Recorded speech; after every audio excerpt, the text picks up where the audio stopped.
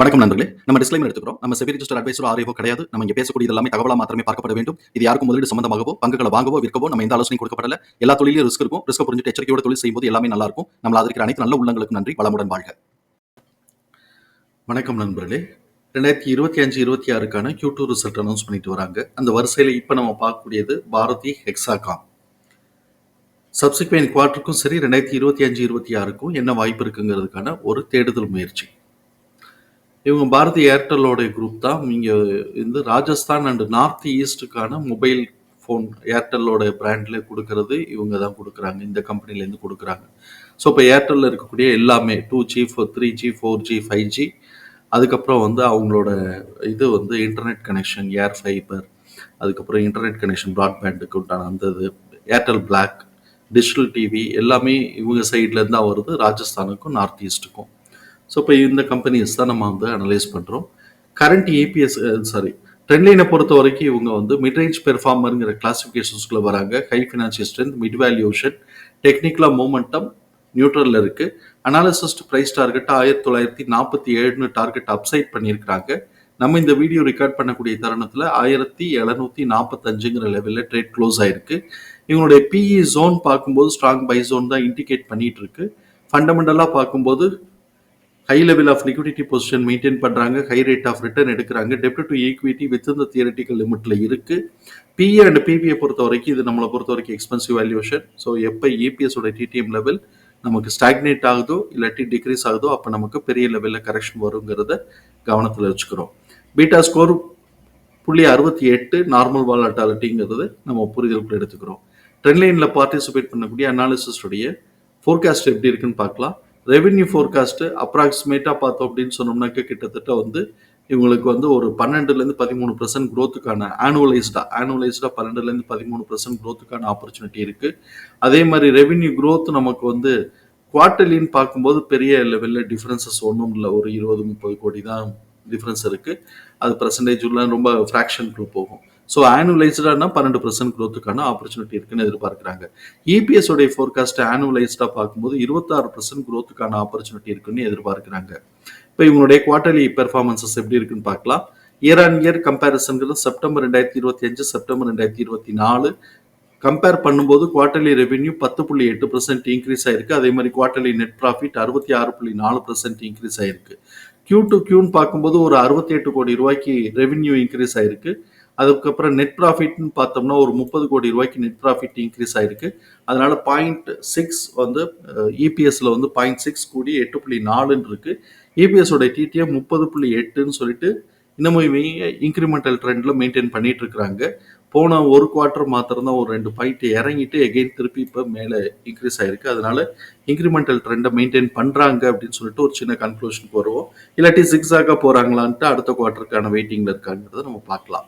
So இப்போ இந்த மாதிரி இப்போ இவங்க இந்த சூழலில் எம்எஃப் தன்னுடைய ஹோல்டிங்ல இருந்து 0.13% இன்க்ரீஸ் பண்ணி வச்சிருக்காங்க. இன்ஸ்டிடியூஷன்ஸ் தன்னோட ஹோல்டிங்ல 0.04% இன்க்ரீஸ் பண்ணி வச்சிருக்காங்க. ஆனால் எஃப்ஐஎஸ் 0.39% குறைச்சி வச்சிருக்காங்க. இந்த அட்ஜஸ்ட்மெண்ட்டுக்கு பிறகு இவங்களுடைய கரண்ட் ஹோல்டிங் பார்த்தோம்னா 8.5, எம்எஃப் உடைய கரண்ட் ஹோல்டிங் 8.3ஆகவும், இன்ஸ்டிடியூஷன்ஸ் உடைய கரண்ட் ஹோல்டிங் 14.2ஆகவும், எஃப்ஐஎஸ் உடைய கரண்ட் ஹோல்டிங் 3.9ஆகவும் இருக்கு. இவங்களுடைய இபிஎஸ் தகவல்களை நம்மளுடைய எக்ஸல் ஃபார்மேட்டில் நம்ம போட்டிருக்கிறோம். நம்ம இங்கே கவனிக்கக்கூடியது book value 104, fair price 268, current price 1735. Fair price current ப்ரைஸோட ரேஷியோ 6.46 இருக்கு. இது நம்மளை பொறுத்த வரைக்கும் எக்ஸ்பென்சிவ் வேல்யூஷன் தான். ஸோ எப்போ இபிஎஸோட டிடிஎம் லெவல் நமக்கு ஸ்டாக்னேட் ஆகுதோ டிக்ரீஸ் ஆகுதோ அப்போ இதெல்லாம் அட்ஜஸ்ட் பண்ணுற அளவுக்கு நமக்கு இது கரெக்ஷன் வந்தாலும் ஆச்சரியப்படுறதுக்கு இல்லை இவங்களுடைய பிஸ்னஸ்லேயே அட்ஜஸ்ட் பண்ணிட்டு சைட்வேஸ்லேயே ஓட்டிக்கிட்டு வந்துட்டு அட்ஜஸ்ட் பண்ணிட்டு அதுக்கப்புறமா மேலே பிரேக் அவுட் ஆகும்போது இது ப்ரைஸ் மூவ்மெண்ட் அப்சைட் மூவ்மெண்ட் கொடுத்தாலும் அதுவும் இருக்கலாம். பட் ட்ரேடர்ஸ் என்ன முடிவு பண்ணுறாங்கிறது தான் முக்கியம். ஸோ இப்போ அடுத்த குவார்ட்டரோட ஆக்சுவல் ரிசல்ட் வர்ற வரைக்கும் இதோடைய பிஹேவியர் எப்படி இருக்க வாய்ப்பு இருக்குன்னு சொல்லிட்டு நம்ம பார்க்கணும்.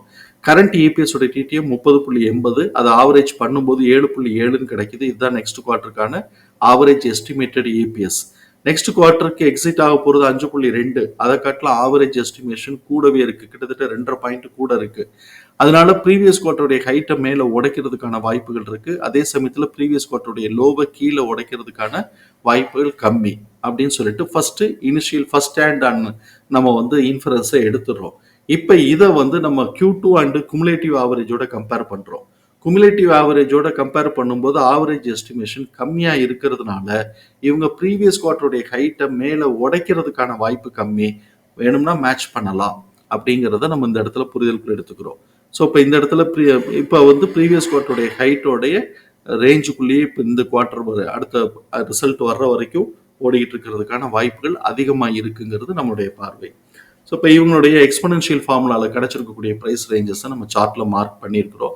நம்ம சார்ட்டில் மார்க் பண்ணியிருக்கிறது நான் வரிசையாக ப்ரைஸ் படிச்சிடுறேன். ஏன்னா இதில் நான் ரெசிஸ்டன்ஸ் சப்போர்ட்னு போடலை. காரணம் என்ன அப்படின்னு சொன்னால் எக்ஸ்பொனென்ஷியல் ஃபார்முலாலேயே இன்னொரு மெத்தடில் நான் எடுத்து போட்டேன். அதுதான் இது கரெக்டாக வரும்ட்டு. 1418ங்கிறது கீழே ஒரு லோ. நம்ம இந்த 3 பாயிண்ட் நம்ம எடுத்துக்குவோம். இதில் 1616 அந்த பாயிண்ட்டுக்கு மேலே போச்சுன்னா 1831, 1616க்கு கீழே வந்துச்சுன்னா 1418. ஸோ இப்போ இதெல்லாம் நமக்கு support and resistance point. Previous குவார்ட்டருடைய லோவை கீழே உடைக்கல, 1616 அந்த இடத்துலையும் திருப்பி மேலே போறவே மேட்ச் பண்ணாமல் நெக்லைனோட திருப்பி கரெக்ஷனுக்குள்ள இறங்கி இருக்கிறான். திருப்பி மேலே அப்படியே ஏறினா கூட நம்ம கவனத்தில் இருக்கக்கூடியது 1831. சப்போஸ் ப்ரீவியஸ் குவார்ட்டருடைய ஹைட்டை மேலே உடைக்கிறான் அப்படின்னு சொன்னாக்க 2116லேருந்து 2157ங்கிற இந்த ப்ரைஸில் நம்ம கொஞ்சம் கவனமாக இருந்துக்க வேண்டி இருக்கும். சப்போஸ் 1616 கீழே உடைச்சா 1418ங்கிற லெவலில் ஒரு சப்போர்ட் எடுக்கிறதுக்கு வாய்ப்புகள் இருக்குது. பார்ப்போம் இவங்க ரியாலிட்டியில் எப்படி பெர்ஃபார்ம் பண்ணுறாங்கன்னு பார்ப்போம். தகவல் பயனுள்ளதாக இருக்கும் நம்புகிறோம். தகவல் பயனுள்ளதாக இருந்ததுன்னா சங்கருக்கு ரொம்ப சந்தோஷம். நம்மளை ஆதரிக்கிற அனைத்து நல்ல உள்ளங்களுக்கும் நன்றி. வளமுடன் வாழ்க. நன்றி நண்பர்களே.